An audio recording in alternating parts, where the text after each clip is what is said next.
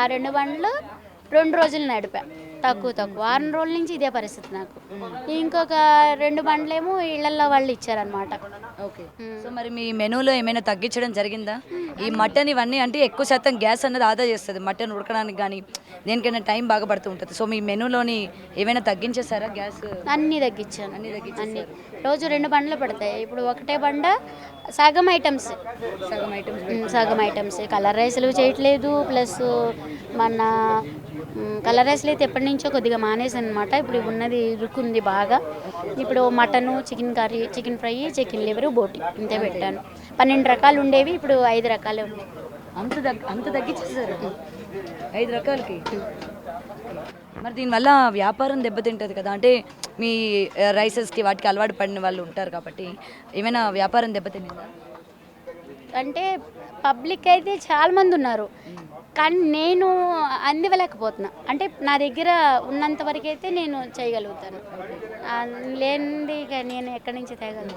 And మీరు రోజు వండేది quantity కూడా ఏమైనా తగ్గించారా? అంటే రోజుకి మీరు ఒకవేళ 20-30 కేజీలు వండే రైస్ కావచ్చు, ఇప్పుడు దాన్ని తగ్గించేసారు. ఇప్పుడు అలాంటివి ఇప్పుడు ఒక 5 గిన్నెలు ఉండేదాన్ని, ఇప్పుడు 3 గిన్నెలు వండాను. 2 గిన్నెలు తగ్గించేస్తూ ఉన్నాను. ఓకే. సో ఇప్పుడు ప్రెసెంట్ కుమారానికి దగ్గర సరిపరా గ్యాస్ ఉందా లేదా? అంటే సిలిండర్స్ ఉంచుకున్నారా లేదా? లేదు, రేపొద్దునికి లేదు. నాకు రేపొద్దునికి ఇంట్లో కూడా లేదు. నాకు ఇంట్లో ఇప్పుడు నాకు పనిచేసే పిల్లలు కూడా నా దగ్గరే ఉంటారు. వాళ్ళకు కూడా లేదు. రేపొద్దున వాళ్ళకి వండి పెడతాను కూడా రేపు నాకే లేదు. మరి ఏంటి పరిస్థితి? ఏం ఆలోచించారు? అంటే కర్రలపై పెడదాం అనుకుంటున్నారా? అంటే తక్కువకి ఎవరితోనైనా మాట్లాడి పెడదాం అనుకుంటున్నారా? ఎందుకంటే ఇంట్లో కూడా గ్యాస్ లేదంటున్నారు, రేపు పొద్దు నుంచి ఇక్కడ కూడా గ్యాస్ లేదంటున్నారు. సో పరిస్థితి ఏంటి అంటే అదే ఇప్పుడు మా ఊరి ప్రెసిడెంట్ గారిని కలిశాను. అనిల్ కుమార్ గారిని కలిసి సార్ ఇది పరిస్థితి అని చెప్పాను. చేద్దాం అమ్మ ఏదో ఒకటి ఇది అని చెప్పి అయితే అన్నారు. కానీ ఎక్కడా కూడా మా ఆయన కూడా నన్ను కూడా వెంట పెట్టుకుని చాలా చోట్ల తిరిగారు, చేశారు.